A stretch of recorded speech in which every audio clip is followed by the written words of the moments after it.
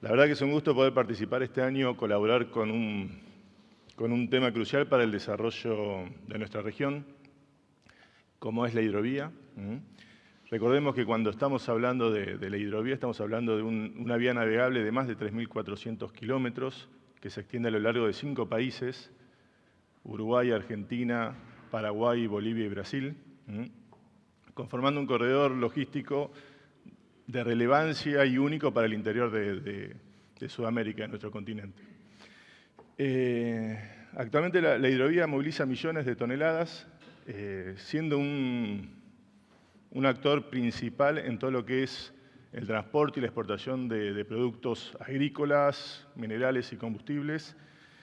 Y más allá de ser clave para ese segmento, existe un potencial enorme para desarrollar otras cadenas productivas críticas y claves en el desarrollo de un país, como es la industria química y petroquímica, ¿no?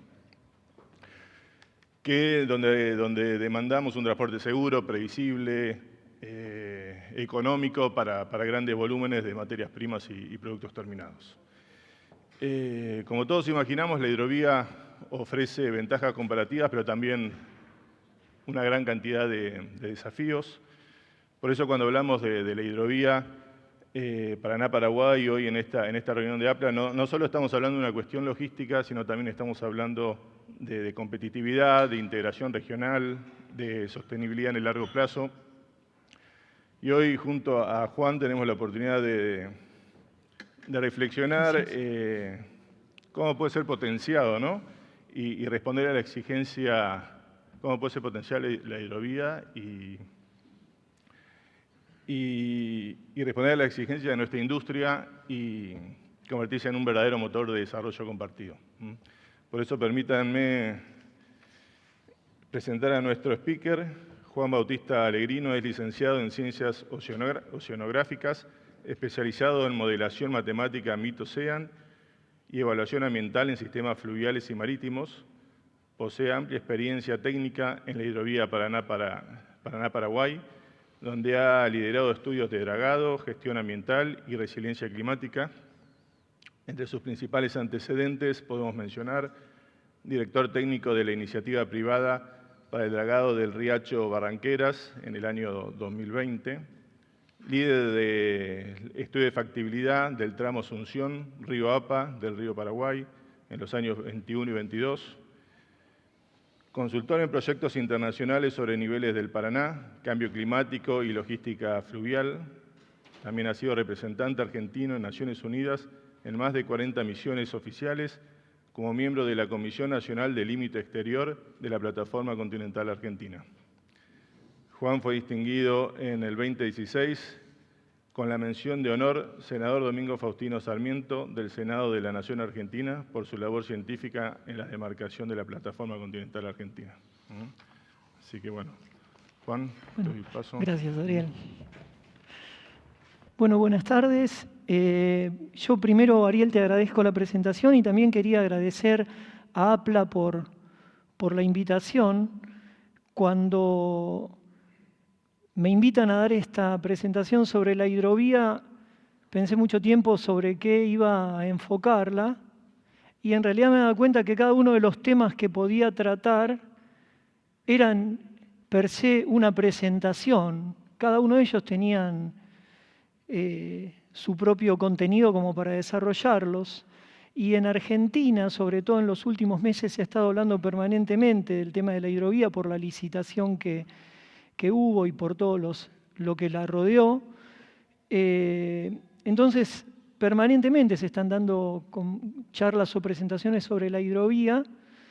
Entonces digo, bueno, ¿qué enfoco? La idea mía fue tratar de hacer una descripción de la hidrovía desde los distintos aspectos que tiene, tal vez desde los más importantes, sin profundizar específicamente en cada uno de ellos, para que no me quede desbalanceado de algún modo. Entonces, bueno, empezamos con eso y lo vamos viendo juntos.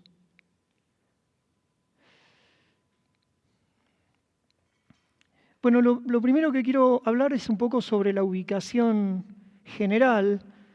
Yo me doy cuenta que en Argentina, cuando uno habla de la hidrovía, generalmente consideran desde Timbúes hasta el Océano Atlántico, pero en realidad la hidrovía empieza en Puerto Cáceres, en Brasil, y recorre unos 3.400, un poco más de 3.400 kilómetros hasta Nueva Palmira, en Uruguay. Esa es, digamos, la definición oficial del recorrido del inicio y el fin de la hidrovía, pero realmente en el último tramo la hidrovía se navega por otro lado, que es por el Paraná de Las Palmas, saliendo por el canal Emilio Mitre, cruzando canal Punta Indio y desembocando frente a Montevideo, donde pone Punta Indio. No es la localidad de Punta Indio, sino ese sector se llama Canal Extensión de Punta Indio.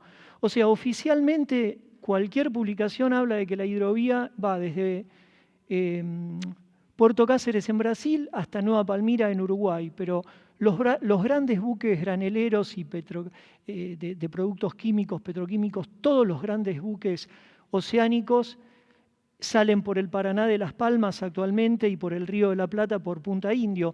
Si seguimos ese camino, el recorrido total es de aproximadamente 3.660 kilómetros, casi 3.700, es un poco más largo que el recorrido por Nueva Palmira. En Nueva Palmira, incluso, cuando se cruza a través de canales interiores hasta el puerto de Nueva Palmira, ya uno deja de lado el Paraná.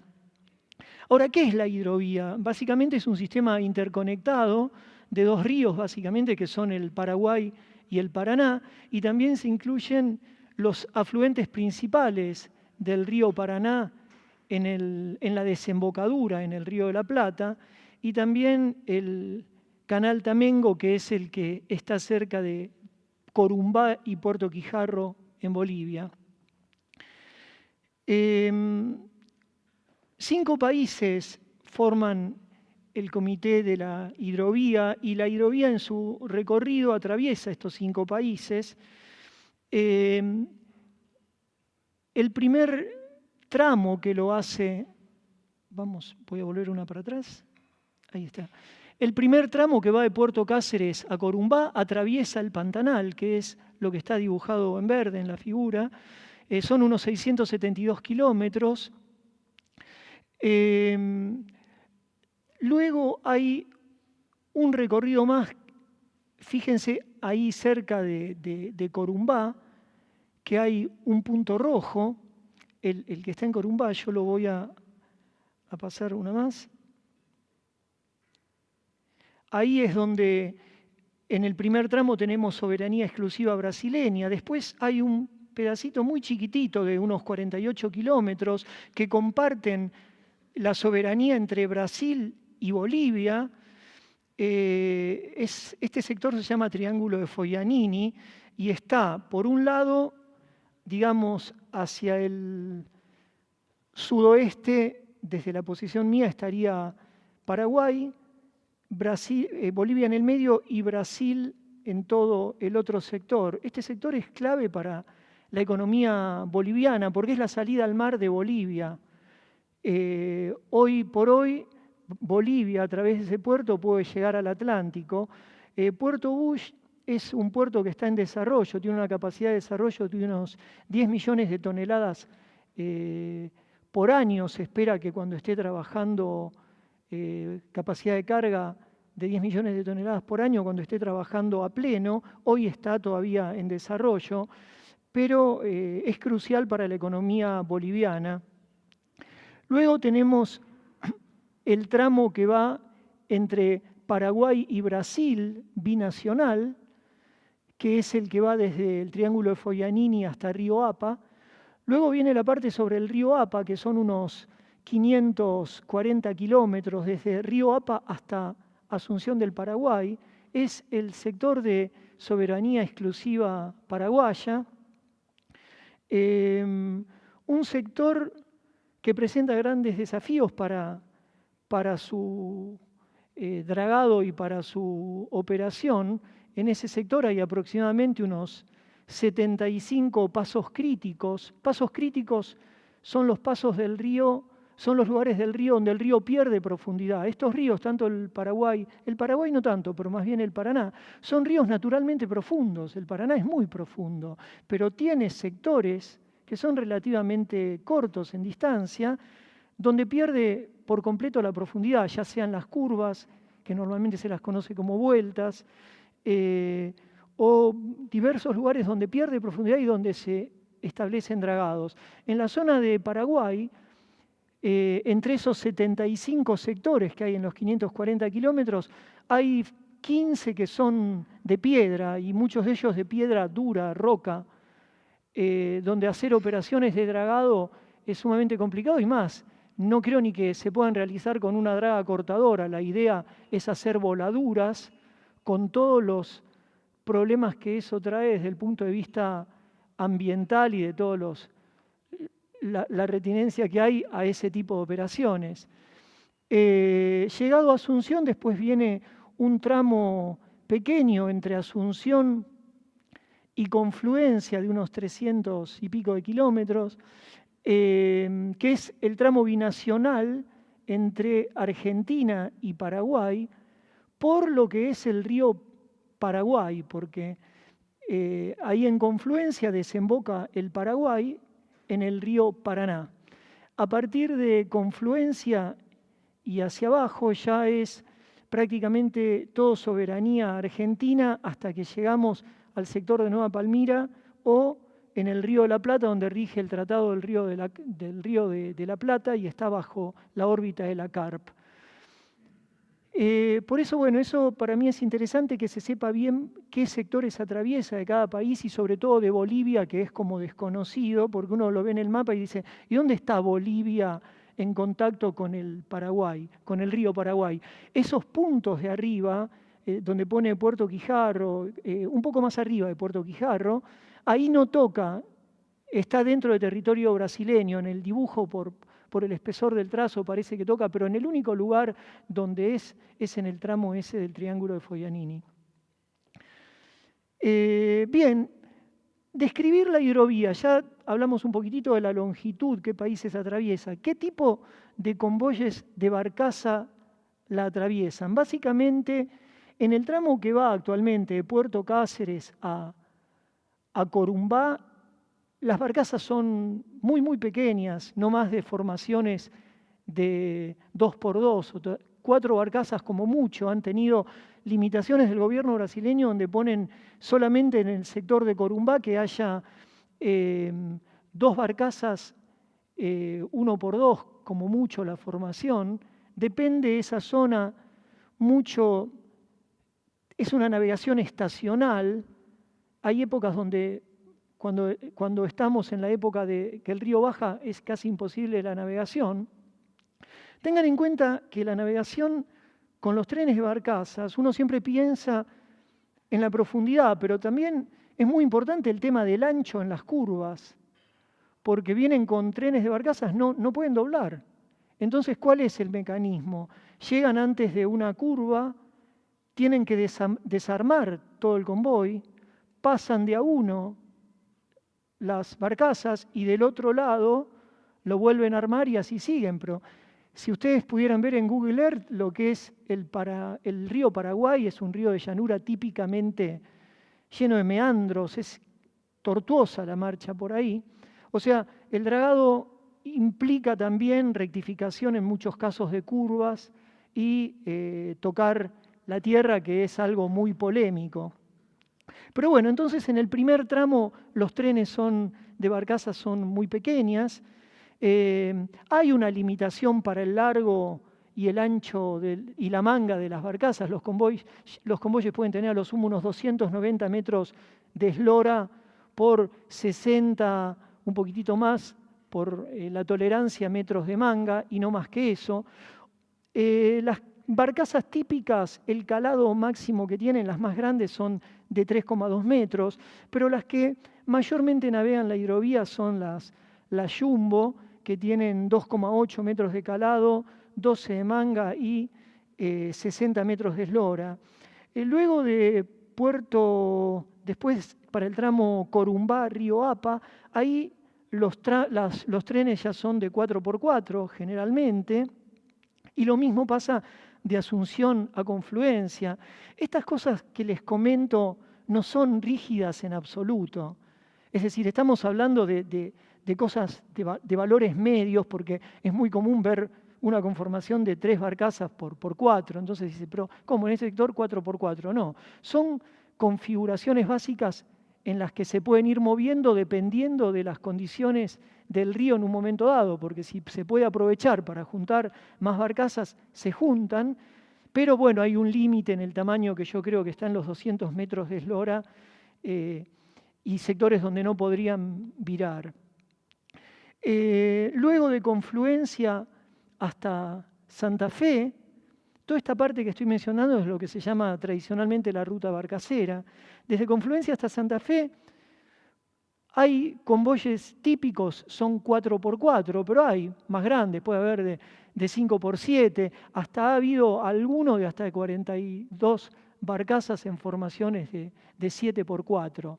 Pero es exagerado y ya, digamos, viola la disposición máxima de los tamaños que pueden tener los convoyes, incluidas las tolerancias, ¿no? Y luego de Santa Fe a Nueva Palmira vuelven la conformación más chica de 4x4. Pero claramente la zona más ventajosa para el tránsito en barcazas en toda esta zona es la que va de Santa Fe a Confluencia, ¿no?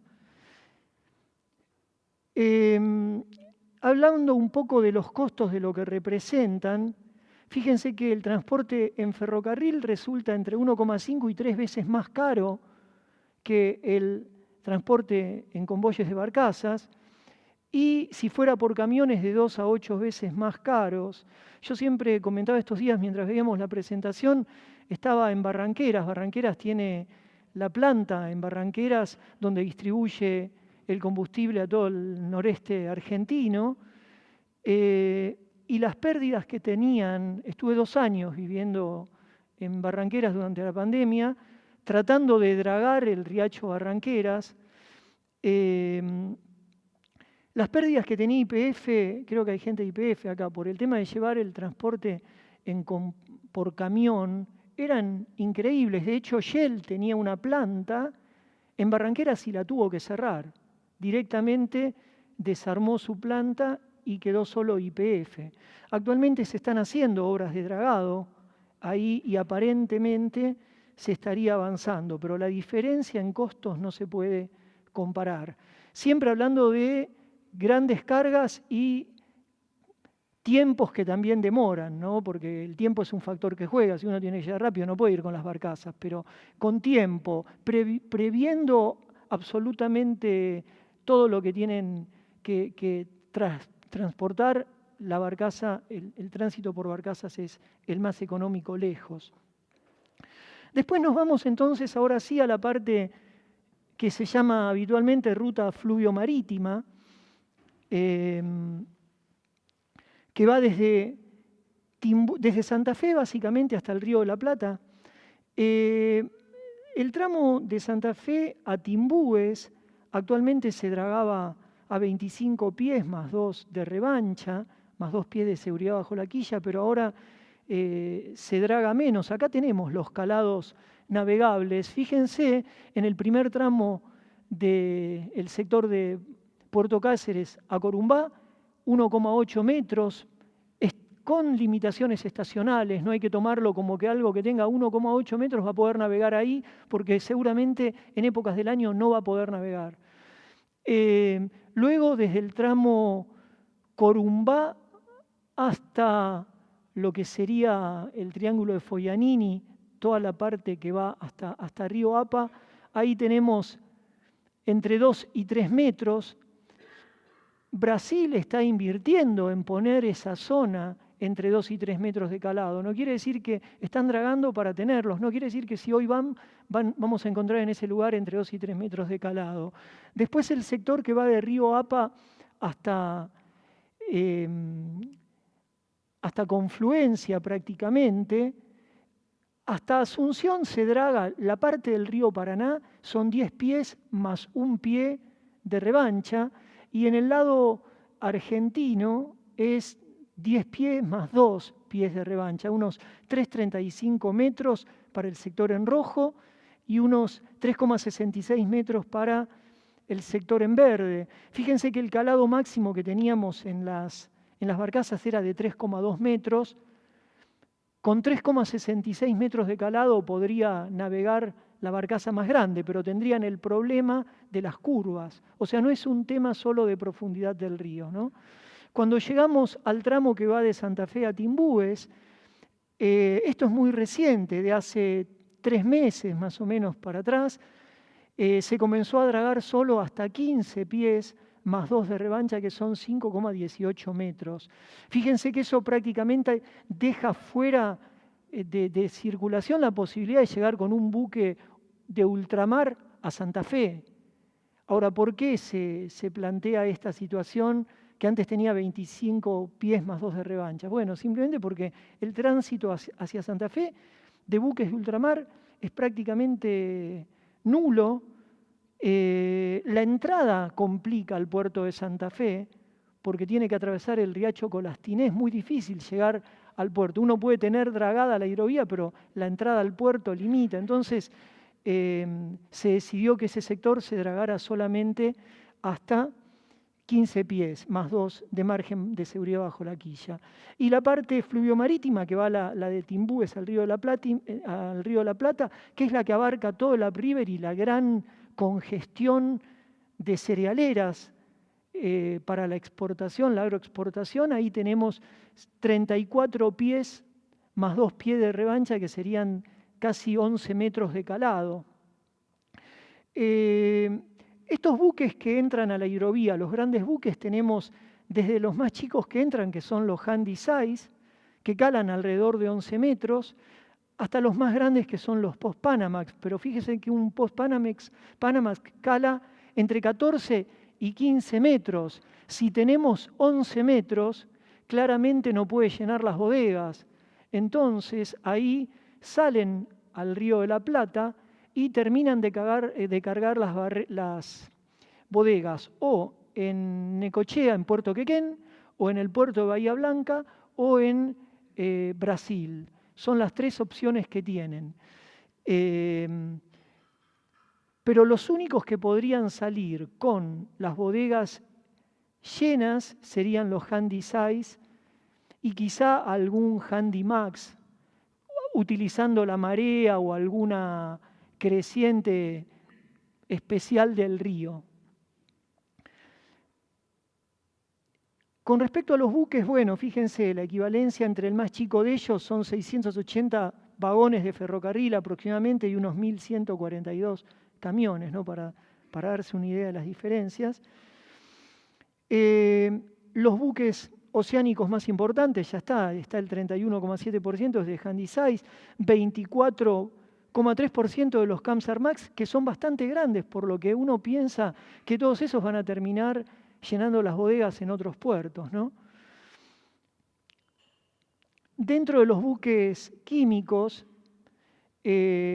lo que más se utiliza son los Handysize, que son los más pequeños, y un poquitito más grandes pueden ser los Handymax, pero hasta ahí. ¿Qué podemos saber de los puertos y terminales que hay a lo largo de la hidrovía? Bien, aproximadamente tenemos unos 120 puertos y terminales más o menos a lo largo de toda la hidrovía, lo que es un número exageradamente alto. De esos 120 hay 26 solamente que están habilitados para operar con productos químicos y petroquímicos, pero el número parece exagerado, pero yo incluía ahí todas las terminales, o sea, no son 120 puertos, sería una maravilla si son 120 puertos. Hay 120 terminales, o sea, quizá en un sector muy chiquitito, como puede ser el de Rosario, están todas las terminales juntas ahí en un...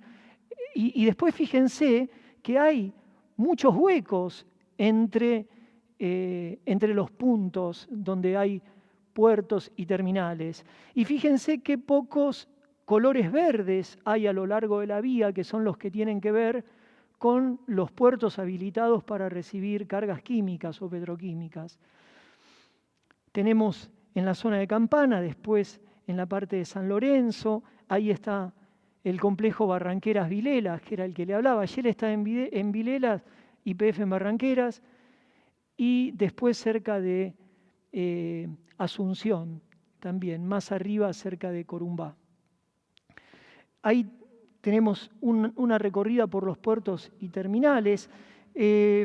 Medianamente las principales cargas transportadas, para tener una idea, esto no hice ningún estudio de cargas ni nada por el estilo, pero claramente lo que se lleva a la parte más grande son las oleaginosas y cereales en cuanto a graneles sólidos, y en los líquidos, petróleos y derivados, donde se incluyen los combustibles y los biocombustibles, que crecieron mucho en los últimos años, ¿no?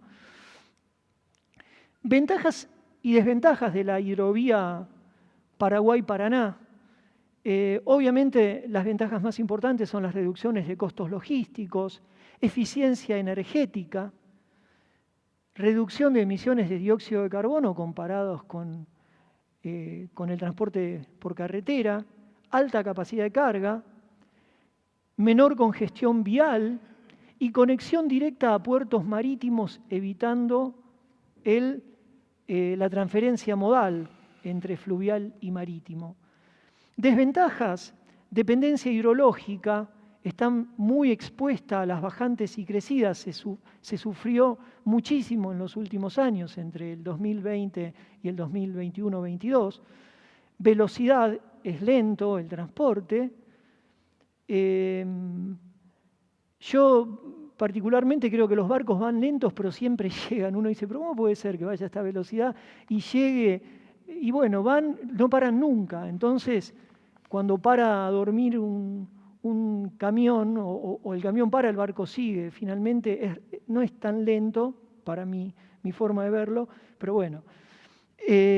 Infraestructura portuaria limitada. Hay 120 terminales, pero sabemos bien que la infraestructura portuaria es muy limitada. En Paraguay, yo le comentaba a Ariel, cuando se recorría el tramo que iba de Asunción a Río Apa, para hacer batimetría en ese lugar, 3 barcos, utilizamos 3 embarcaciones. Una que era la propia habitación, embarcación donde se hacía la batimetría, otra que era una pequeña embarcación para llegar a los canales secundarios, y un barco donde vivir y dormir y tener combustibles, porque no había forma de tener provisiones en la ruta, no hay carreteras, no hay accesos, ni siquiera podíamos acceder. Yo en ese momento dirigía la obra en la iniciativa privada para Yandenul frente al gobierno de Paraguay. Ni siquiera se podía acceder al río para poner un mareógrafo, por ejemplo. Era muy, muy complicada. La infraestructura, la falta de caminos y puertos es una condicionante severa. Y bueno, y la vulnerabilidad climática que la vivimos en carne propia hasta hace muy poco. ¿Voy bien? ¿Tengo tiempo? ¿Cómo voy? Sí. Una vez que recorrí más o menos las características básicas de toda la hidrovía. Bueno, ¿qué pasa si la quiero comparar con algunas hidrovías importantes del mundo? Yo elegí 3. Hay una muy importante en Sudamérica, que es la de Amazonas, pero en esta puse una de Europa, una de Estados Unidos y otra de China. Salvo la de China, la longitud de la hidrovía es casi igual, parecida a la del Mississippi. La del sistema Rin-Danubio, me parece que en este número acá está solo contemplado el Rin, pero en el mapa lo que ustedes ven es Rin-Danubio, que va hasta el Mar Negro prácticamente, es bastante más larga, se interconecta con un canal que tiene unos 140 kilómetros, una obra de ingeniería inmensa, y la China, que tiene 6.300 kilómetros de longitud. La carga, la hidrovía Paraguay-Paraná, aproximadamente 120 millones de toneladas por año contra 500 de la del Mississippi. La del Mississippi transporta el 80% de los granos que produce Estados Unidos, 300 millones de toneladas anuales la del Rin-Danubio y 2.400 la del Jiangxi en China. Los principales productos ya los conocemos, agroindustrias, no varía mucho. En China hay mucho carbón y minerales. Condiciones naturales. La hidrovía, creo, Paraguay-Paraná les gana a todas por condiciones naturales. En principio tiene una pendiente sumamente suave en la mayoría de su recorrido, viniendo por el tramo que yo les marqué, ¿no? Por el Alto Paraná es otra cosa. Pero por el río Paraguay, siguiendo con el Paraná, la pendiente es suave, no hacen falta esclusas. Simplemente lo que necesita es dragado en los sectores, en los pasos. El Mississippi está altamente modificada, la hidrovía, con las esclusas y las obras de dragado. La del Rin Danubio altamente canalizada y la de los chinos fuertemente intervenida. Hay esclusas, es realmente como una catástrofe ambiental. No la conozco en detalle, pero es lo que se lee, ¿no? Inversiones recientes en la nuestra moderadas y altas en Estados Unidos y Europa y altísimas en China.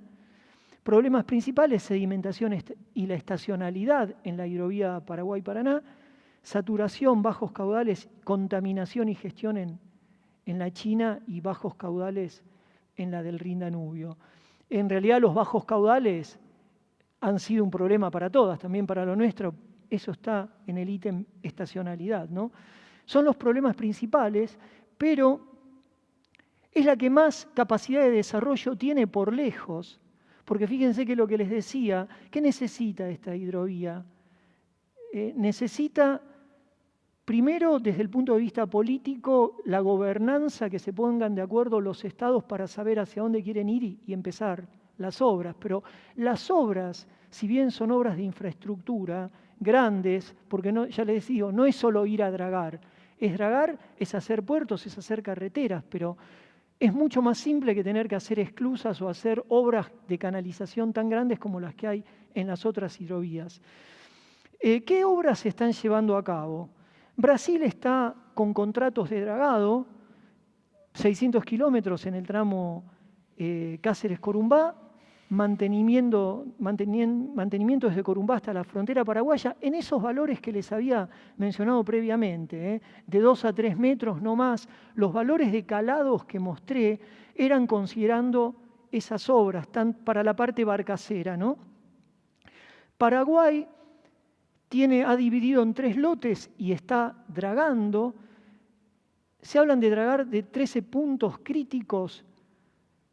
Entre Riobamba y Asunción se hablan ahí de los pasos de piedra. Realmente no sé en qué estado están actualmente esas obras, pero hay que ver qué tan grande avanzan porque dragar la piedra no es fácil. Pero son los planes y los contratos que hay dando vueltas, tanto en Brasil como en Paraguay. Argentina sigue con el dragado de mantenimiento de su tramo argentino, sobre todo desde Timbúes hasta el Atlántico, y está la licitación que fracasó, la primera licitación, ahora se va a volver a llamar, que incluye el mantenimiento, balizamiento, modernización de todo lo que es el tramo de la hidrovía, no solo por el Paraná de Las Palmas, sino también por el Paraná-Guazú y distintos canales que llegan al Río de la Plata. Perspectivas para el 2035, 10 años desde acá. Según la Bolsa de Comercio de Rosario, en estudios recientes, se espera un aumento del 82% de la carga para el año 2035, con lo que se llegaría a las 250 millones de toneladas. Esto es un modelo que ellos han corrido y eso es lo que les ha dado. ¿Cómo se llega a ese número? Bueno, Argentina con complejos forestales en el noreste y noroeste argentino, Vaca Muerta, si puede llegar a distribuir combustibles y fertilizantes hacia puertos fluviales, energías renovables en el sistema de promoción fluvial. Brasil con las obras de dragado que está encarando, Paraguay con la planta de celulosa Paracel y una cementera en Concepción esperan movilizar cerca de 7,3 millones de toneladas anuales. También la integración con el corredor bioceánico es algo de lo que se habla bastante y que puede contribuir. Bolivia a través de Puerto Bush y Uruguay con las obras que se realizan en Montevideo y Nueva Palmira de profundización y de modernización. Algunas conclusiones. Que lógicamente la hidrovía Paraguay-Paraná es estratégicamente, las obras de infraestructura son estratégicas para el desarrollo del corredor en el Cono Sur. Gran eficiencia energética y ambiental tiene, o sea, la convierte en el medio de transporte más competitivo para cargas grandes y masivas. Presenta desafíos estructurales importantes como es la dependencia hidrológica, vulnerabilidad climática, falta de puertos, puertos con limitaciones para el transporte de productos químicos y petroquímicos. El éxito dependerá básicamente, yo no creo tanto de la forma de realizar las obras de infraestructura, sino el acuerdo entre los países miembros de la hidrovía para poder llevar adelante estas obras. Así que bueno, este es mi recorrido por toda la hidrovía rápido y muchas gracias por la atención. Gracias por toda la información interesante que nos has compartido. Y bueno, tenemos varias preguntas, recuerden que todavía hay tiempo para alguna más. Una pregunta que me surge, mientras le doy tiempo para que los que quieran hacerla las escriban, es en esa comparación con otras hidrovías del mundo, para una extensión similar se veía el poco uso en cuanto a toneladas que tiene la hidrovía Paraná-Paraguay en comparación. ¿Cuáles son los puntos críticos para poder dar un salto, crecer exponencialmente en el transporte y capaz salir un poquito de todo lo que es el agronegocio y poder ir a otras industrias como la nuestra, que hoy es innegable las ventajas comparativas en cuanto a otras modalidades, a otros modales de transporte que tiene la hidrovía, pero que por algún motivo no logra, ¿no? Crecer? Bueno, yo creo la hidrovía se ha mantenido muy bien y ha hecho gran parte de lo que pasa en Rosario, en el Upriver, con todos los grados, depende de las obras de infraestructura que se hicieron desde el 95 en adelante en la hidrovía. Yo no la traje esa diapositiva, pero hay un impulso, es decir, el aumento en la profundidad también fue un impulsor para el aumento de la producción en toda la zona afectada por la hidrovía. Yo creo que el principal problema que tiene actualmente es en su ruta barcacera la falta de previsibilidad. Navegar por el río Paraguay es realmente complicado y eso complica a Brasil, complica a Bolivia y complica muchísimo a Paraguay. Vos salís, pero no sabés cuándo vas a salir. No hace falta, por eso yo digo, no tanto la profundidad, tanta profundidad, porque estamos hablando de 3,60 metros. Con eso, más, un poco menos, 3,30 metros, con los 11 pies que se plantean 10 más 1 para la ruta barcacera está perfecta. Pero hay falta de balizamiento, no ha sido sistemáticamente realizadas las obras de infraestructura en el tiempo. Sí se hicieron en el tramo argentino con el pago del peaje, de la tarifa. Cuando me tocó estar en el equipo que trabajó con Antonio Sánchez, hermano de Ricardo, que lo tenemos acá con nosotros, trabajamos mucho durante 2 años en ese equipo, había una terrible resistencia a pensar en pagar un peaje. pero la obra valía más de 100 millones de dólares, entonces el gobierno paraguayo no tenía la plata, si venían capitales privados, ¿cómo se iban a hacer? Es decir, sin inversión en obras de infraestructura nunca vamos a poder llegar a aumentar la carga. Yo veo que hay una movilización importante ahora, lo veo en Brasil, lo veo en Bolivia, lo veo en el propio Paraguay, lo veo en Argentina, hay mucho, pero básicamente creo que pasa por hacer las obras de infraestructuras necesarias, mantenerlas en el tiempo, y creo que ese es el camino. Okay. Vos comentaste, de hecho, lo complejo y los montos para mantener, ¿no?, activa la hidrovía. Hace poquito una licitación clave fue dejada sin efecto en Argentina para uno de los tramos más importantes. No sé si eso lo ves como, ¿cuál es tu opinión? Y lo ves como un problema para la gestión, para la operación de la hidrovía ahora en el corto plazo.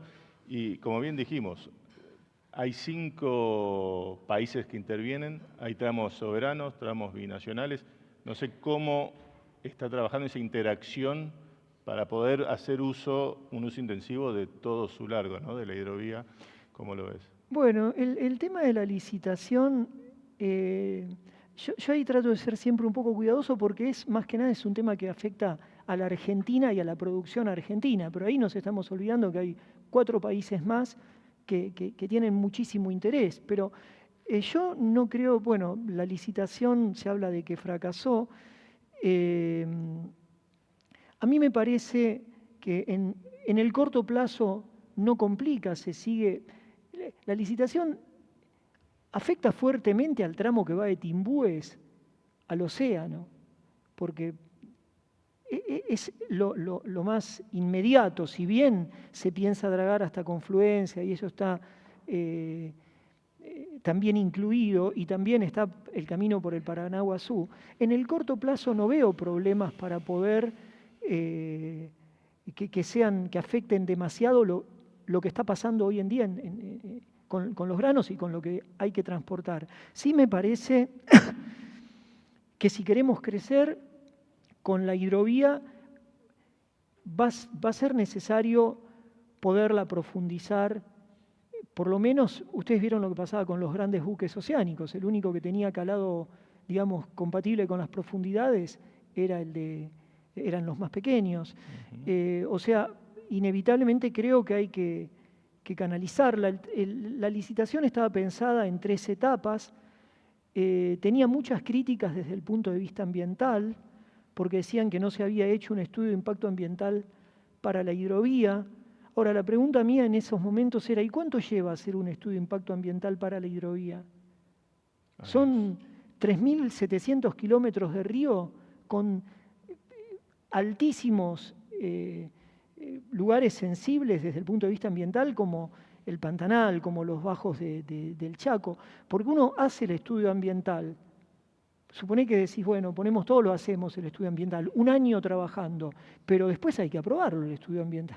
No es nada complicado, es muy, muy complicado desde el punto de vista ambiental. Ahora, era una licitación muy polémica, estaba pensada para el primer año hacer solo mantenimiento y los estudios, mantenimiento sin hacer, digamos, lo que se está dragando, que quede como se está dragando, con los estudios ambientales que hay hechos y bajo el paraguas del estudio ambiental que hay hoy en día, y en el primer año hacer las obras, los estudios ambientales para hacer las obras de profundización del Río de la Plata, que se iban a hacer en el segundo año, y en el segundo año hacer los estudios ambientales para las obras de profundización del Paraná, para llevarlo casi a 39 pies de profundidad. Esa era la licitación que fracasó. No sabemos bien qué cambios se van a hacer en el próximo pliego. Yo creo que la parte ambiental juega un papel sumamente importante. Hay que actualizarla, hay que modernizarla, pero bueno, vamos a ver, estamos a la espera de saber qué sacan en el nuevo pliego. Hay distintas organizaciones, universidades que están participando y espero que se resuelva y que no sea como creemos una comisión, si querés demorar, crea una comisión, decía un expresidente. Así que bueno. Ok. Te voy a unir acá dos preguntas del público en una, que apuntan un poco a la interconexión, a la intermodalidad de la hidrovía o por otros ríos con otra parte fluvial, que si hay posibilidades y con ferrovía. Bueno, una de las... A ver, vamos primero con los ríos. Tenemos conexión con el río Uruguay, la hidrovía. Hay otras hidrovías en las cercanías. Está el río Uruguay que maneja Caru, que es chiquita, con mucho menos calados, pero está y transporta muchísima menos carga, pero hay posibilidades de conexión. De hecho, se conectan, porque van a Nueva Palmira los convoyes de barcaza. No lo veo para un gran buque oceánico, por lo menos ahora. La parte del Alto Paraná, también ahí es fácil conexión y se hacen dragados y se hace mantenimiento. Es una parte más complicada para el dragado, es en la parte que va para el lado de Misiones, por el Alto Paraná, ahí hay fondo de roca en muchos tramos.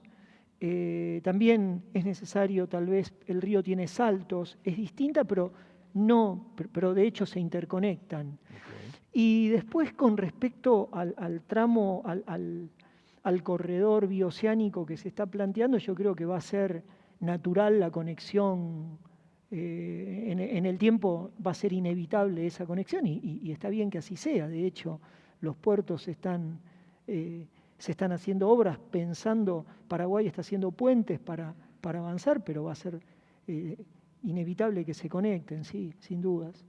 Perfecto. Bueno, estamos sin tiempo, pero para no dejar alguna pregunta del auditorio, que la verdad que no la había pensado, preguntan si bien hidrovía incluye al Río de la Plata sobre su tramo final, ¿por qué lo dejaron afuera del nombre? Como nota de color para cerrar. Bueno, yo me lo planteé también eso estos días, pero bueno, yo creo que es porque cuando se crea la hidrovía, el comité que la crea, la define de Puerto Cáceres a Nueva Palmira, es Paraguay-Paraná. Incluso en la presentación está invertido el nombre, es un detalle, pero es Paraguay-Paraná. En ese caso sería también Uruguay, porque terminaba en el río Uruguay, pero yo creo que por la gran extensión que tiene,